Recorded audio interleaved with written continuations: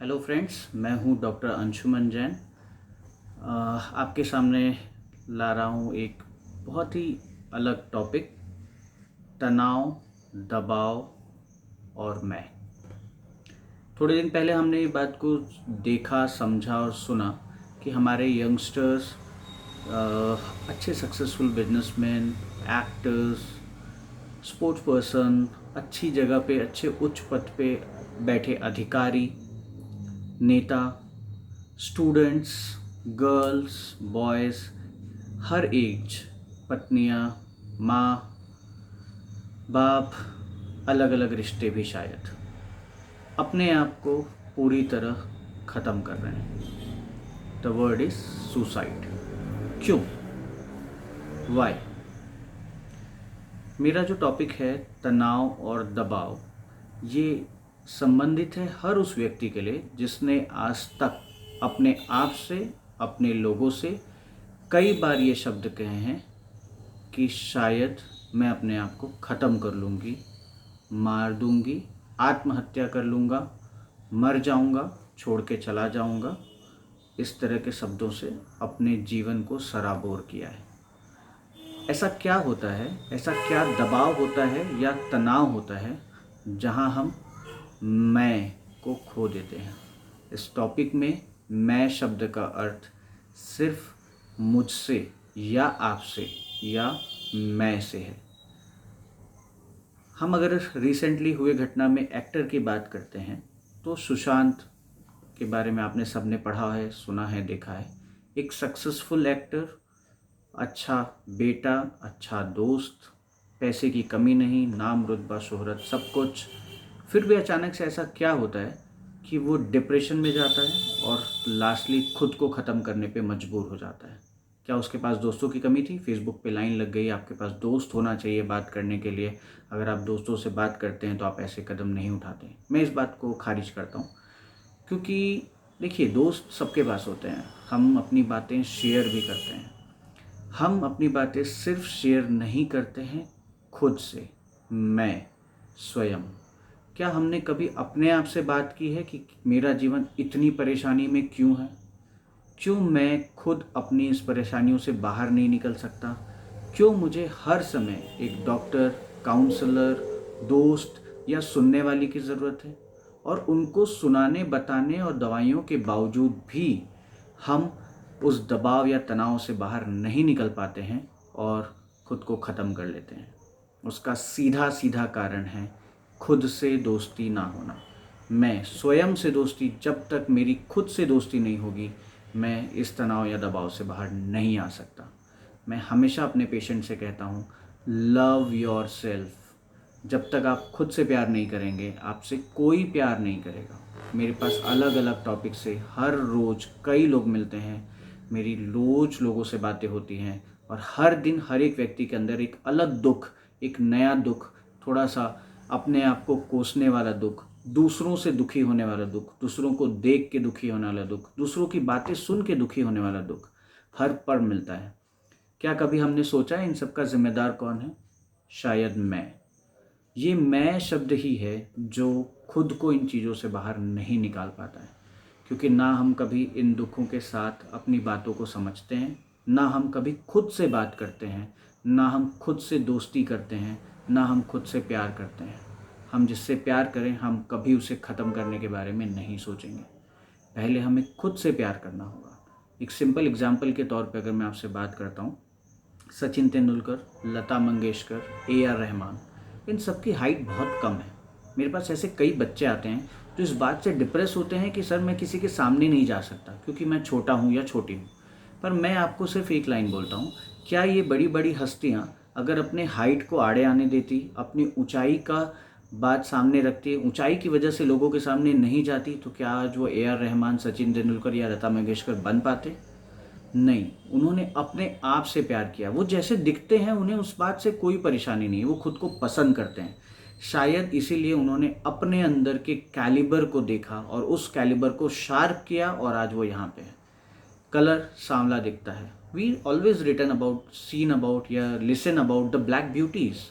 हम उस पर क्यों नहीं बात करते? हमारी इतिहास रचा रहा है हमारे देश में कि श्वेत सुंदरियां बनी हैं, तो हम क्यों अपने कलर पे चले जाते हैं? क्यों हम अपने घर में रह रहे भाई बहनों से ही कंपेयर करने लगते हैं? हमारे पेरेंट्स भी थोड़े से अजीब हैं। हम हिंदुस्तान में हैं तो डेफिनेटली बच्चियों या लड़कियों की शादी हमारे लिए मुश्किल काम है, पर इतनी भी मुश्किल नहीं है कि आप उसे 18 साल की या 20 या 22 साल की उम्र में डॉक्टर के पास ले जाओ और उससे सबके सामने ये बात कहो कि सर ये काली है, इसे मुझे बदलना है। क्यों आप अपनी बच्ची को खुद ही एक्सेप्ट नहीं कर पाते? जब तक आप खुद अपने बच्चों को एक्सेप्ट नहीं करेंगे, दुनिया उसे एक्सेप्ट कैसे करेगी? मैं आप सबसे एक ही लाइन बोलना चाहता हूँ, मैं से बात करिए, स्वयं से बात करिए। जब भी आप हारा हुआ महसूस करते हैं, आईने के सामने बैठ जाइए और पूछिए खुद से और अपने आप से, उस आईने में उस बैठे शख्स से बात करिए कि क्यों ऐसी स्थिति हुई। क्या मैंने बहुत ज़्यादा उम्मीदें की लोगों से? क्या मैंने खुद से बहुत ज़्यादा उम्मीदें की? या क्या मैंने अपने कैलिबर को उतने अच्छे से नहीं देखा? मैंने सिर्फ लोगों की बात सुन ली कि तुम कैपेबल नहीं हो, तुम नहीं कर सकते, तुम्हारे लिए कोई काम नहीं है, तुम ऐसे ही हो, तुम ज़िद्दी हो, तुम शरारती हो, तुम्हारे अंदर कैलिबर नहीं है। क्या हम इन्हीं बातों को सुन के, सोच के, समझ के अपने अंदर सारी चीज़ें बुनते चले जाते हैं, खुद को कुंठा में डालते जाते हैं और अपने आप को हमेशा ये बोलते जाते हैं कि हम कैपेबल नहीं हैं? हम खुद पे इल्ज़ाम लगाने लग जाते हैं। उस आईने से बात करिए और उन्हीं से सॉल्यूशन ढूंढिए कि मैं क्या कर सकता हूँ कि मुझे इस मैं को चैन की नींद आने लगे। मैं ऐसा क्या एक्शन लूँ कि मैं चैन से सो सकूँ, इन सवालों से, इन ख्यालातों से बाहर आ सकूँ। मेरे पास कई महिलाएं आती हैं, मेरे पास ऑब्वियसली, हम अगर होम्योपैथिक फील्ड की बात करते हैं तो हमारे पास फीमेल पेशेंट बहुत ज़्यादा है और हम जिस तरह से केस टेकिंग करते हैं या डिटेल बनाते हैं, हम उनकी सारी बातों को सुनते हैं। हमारी बातें सुनने के बाद उनको ऐसी फीलिंग आती है कि डॉक्टर बहुत अच्छे हैं, उन्होंने मेरी बात सुनी। क्यों? क्योंकि उन्होंने ये बात पहले कभी किसी से कही नहीं होती है, उन्होंने खुद भी अपने आप से ये बातें नहीं कही होती है। हमारे डिटेल बन जाने के बाद सिर्फ हमें एक ही बात समझ में आती है, कहीं ना कहीं वो मैं या स्वयं को खो चुकी होती हैं। इसीलिए उनकी सारी समस्याएं लोगों के निर्भर करने लग जाती है। आज सासू माँ ने ऐसा बोल दिया, आज हस्बैंड ने ऐसा बोला, आज बच्चों के साथ ऐसा कुछ हुआ, मेरी पूरी लाइफ ही शादी के बाद ख़राब हो गई है, मुझे कोई वैल्यू नहीं करता है, घर की बाई बन के रह गई हूँ। ये अलग अलग बातें हैं जो उनके शब्दों से हमको सुनने को मिलता है। पर क्या कभी पलट के सचमुच आपने देखने की कोशिश की कि क्या सचमुच सासू माँ इतनी वो हैं कि आपको इस तरह से बात करती हैं?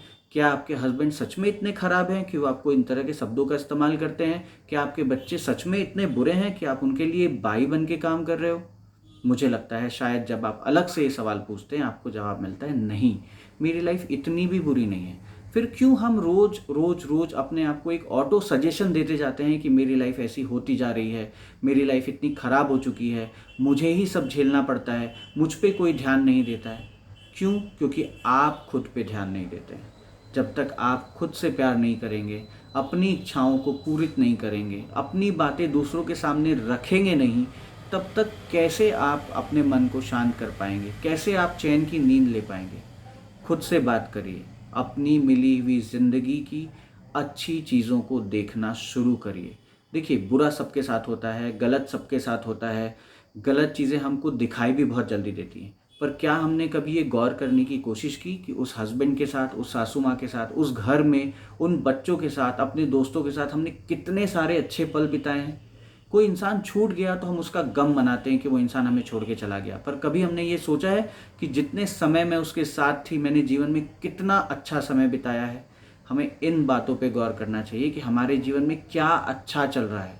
अगर हम हमारे जीवन में ये देखें कि क्या अच्छा चल रहा है, क्या बेहतर चल रहा है, आज मेरे दिन में क्या बेहतर हुआ, आज पूरे दिन मैंने क्या क्या अच्छा किया, तो शायद हमारी रात चैन से गुजरेगी। हम सोते समय हमेशा उन बातों को याद करते हैं जो हमारे साथ दिन भर बुरा होता है। हमने क्या क्या दिन में बुरा हुआ, किसने क्या बोला, हर रोज़ हम अपने बेडरूम में उन सारी बातों को लेकर के जाते हैं, बहस करते हैं, हस्बैंड से लड़ाई हो जाती है, हम रोने लग जाते हैं, हम चिड़चिड़ाते हैं, वाइफ से लड़ाई हो जाती है और हम सोचते हैं हमारी ज़िंदगी ऐसी ही क्यों हो गई है। हस्बैंड वाइफ से, वाइफ हस्बैंड से कुंठा की तरफ जाते जाता है। क्यों? क्योंकि हम सिर्फ बुरी बातों पे ही डिस्कस करते हैं। क्या बुरा हुआ हम इस पे डिस्कस करते हैं, हम लोगों की बुराई में उतर जाते हैं। हमें डिस्कस करना चाहिए हमारे साथ दिन में क्या अच्छा हुआ, क्या बेहतर हुआ, हम क्या सोचते हैं, हमने आज क्या अच्छा किया, कल हम क्या अच्छा कर सकते हैं। जब हम सिर्फ अच्छों पे बात करते हैं, बढ़िया पे बात करते हैं, सुंदर पे बात करते हैं, तो ऑटोमेटिकली हमारा दिमाग ऑटो सजेशन से चला जाता है और ऑटो सजेशन माइंड हमें खुश रहने के लिए तैयार करता है। अच्छा देखने के लिए तैयार करता है। हम बुरी चीज़ें छोड़ते चले जाते हैं और हम तनाव के बिना, दबाव के बिना बाहर आते जाते हैं।